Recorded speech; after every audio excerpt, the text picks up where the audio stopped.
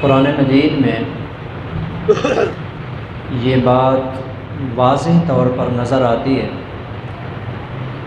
کہ گزشتہ زمانے میں بہت ساری ایسی قومیں گزری ہیں جنہوں نے اللہ کی نافرمانی کی۔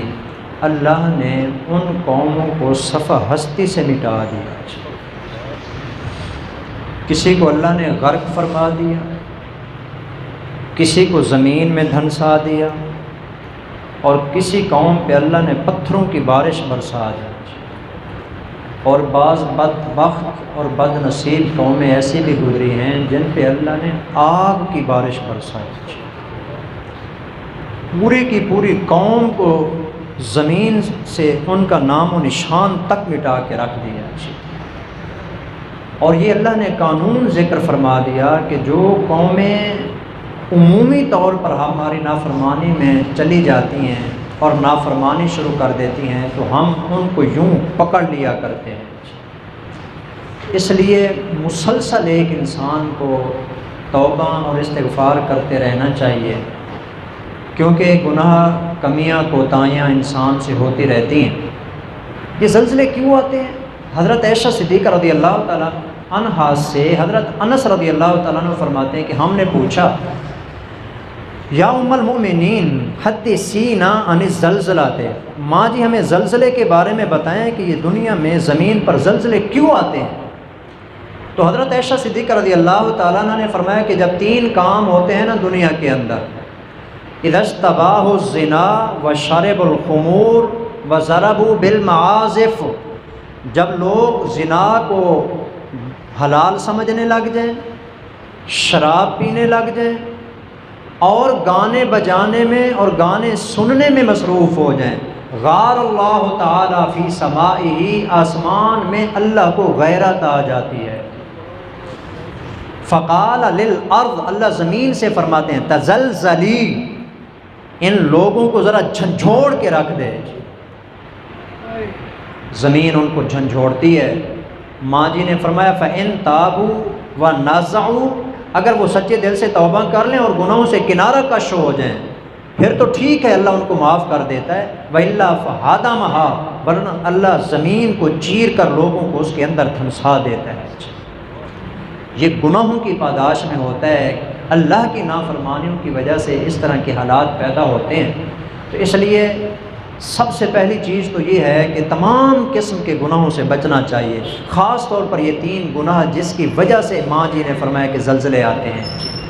اس کے علاوہ باقی جتنے بھی غلط کام ہیں ان سے بچنا چاہیے، اور تمام نیک اعمال کو بجا لانا چاہیے، نماز پڑھنا، زکوٰۃ دینا، صدقہ کرنا، نیک اعمال کرنا، ذکر اذکار کرنا، اچھے اعمال کرنا۔ ان تمام چیزوں کی وجہ سے اللہ کا غصہ ٹھنڈا ہو جاتا ہے۔ اور اگر کوئی مصیبت آ بھی رہی ہو نا، قرآن مجید کی ایک آیت کریمہ کا مفہوم آپ کو بتا دوں، بلکہ جو ساتھی درس قرآن میں شریک ہوتے ہیں انہوں نے سنا بھی ہے، سورۃ انفال میں جی، گناہوں کی وجہ سے اگر عذاب آنے والا بھی ہو نا، بندہ استغفار کرے، اللہ استغفار کی برکت سے آنے والی مصیبت کو ٹال دیتے ہیں۔ یہ سورۃ انفال کے اندر ہے جی۔ تو اس لیے اگر اللہ نہ کرے کوئی ایسا اللہ کا فیصلہ ہو بھی چکا ہے تو کثرت کے ساتھ دعائیں مانگنی چاہیے، گڑ گڑا کے رو کے اللہ سے دعا کرنی چاہیے، اور گناہوں سے کنارہ کشی اختیار کرنی چاہیے۔ انشاءاللہ اللہ تعالیٰ اس سے بچائیں گے۔ البتہ ایک دعا ہے جو آج کے سبق کے اندر ہم پڑھیں گے جی، وہ اسی سلسلے میں ہے جی، گناہوں سے معافی کے سلسلے میں، کہ انسان کو تمام قسم کے گناہوں سے بچ کے اپنی زندگی گزارنی چاہیے جی۔ یہ دعا مسلم شریف کے اندر ہے جی، اور اس دعا کا کمال یہ ہے کہ جتنے بھی گناہ انسان سے سرزد ہوتے ہیں نا، ان تمام گناہوں کا حضور نے تذکرہ کر کے فرمایا کہ یا اللہ یہ سارے کے سارے گناہ معاف کر دے۔ چنانچہ آپ دیکھیں کتنے سارے گناہ ہیں جن کا رسول اللہ صلی اللہ علیہ وسلم نے تذکرہ فرمایا۔ سب سے پہلا جملہ ہے جی یہ اس حدیث مبارکہ کا اور اس دعا کا، اللہم اغفر لی ذنبی کلہ، اس لفظ کے اندر ہی ساری چیزیں آ جاتی ہیں۔ اے میرے اللہ میرے تمام کے تمام گناہوں کو معاف فرما دے، سارے گناہ اس کے اندر کل کے کل گناہ آ جاتے ہیں کہ یا اللہ ان کو معاف فرما دیجیے۔ وَدِقَّهُ وَجُلَّهُ وَأَوَّلَهُ وَآخِرَهُ وَعَلَانِيَتَهُ وَسِرَّهُ۔ بس یہاں تک یہ حدیث ہے جی، یہ دعا ہے، یہ مسلم شریف کی روایت ہے جی۔ اس کے اندر کون کون سے گناہوں کا تذکرہ ہوا ہے جی؟ اللہم اغفر لی ذنبی کلہ، اے اللہ میرے سارے گناہوں کو معاف کر دے۔ ودقہ وجلہ، چھوٹے اور بڑے سارے گناہ معاف کر دے۔ واولہ وآخرہ، اول آخر پہلے اور بعد میں جتنے بھی مجھ سے ہوئے معاف کر دے۔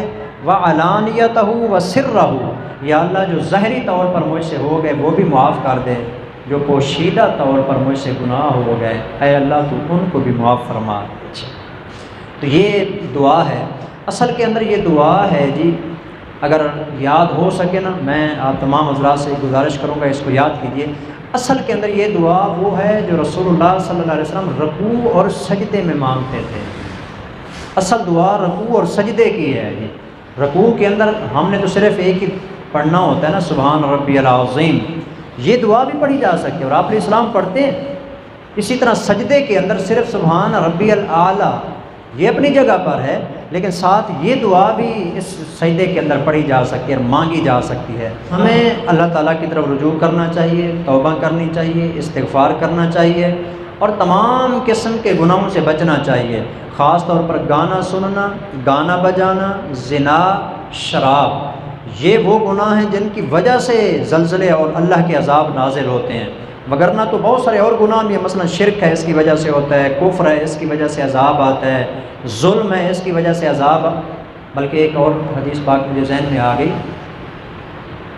موجودہ دور کے اعتبار سے بڑی کمال کی بات ہے جی، زلزلے کے حوالے سے بھی ہے اور ویسے موجودہ حالات کے اعتبار سے بھی ہے۔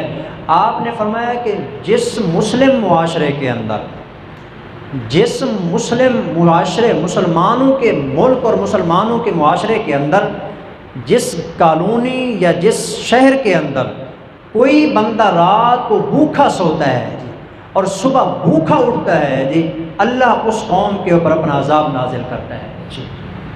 آج جو حالات ہیں یہ ہمارے سامنے ہیں جی کہ لوگوں کے کیا حالات ہیں، اس پہ بھی تھوڑی سی نا انسان کو توجہ دینی چاہیے جی۔ انشاءاللہ العزیز جب اس پر ہم توجہ دیں گے تو اللہ تعالیٰ ہمیں تمام چیزوں سے جو ہے نا بچائیں گے۔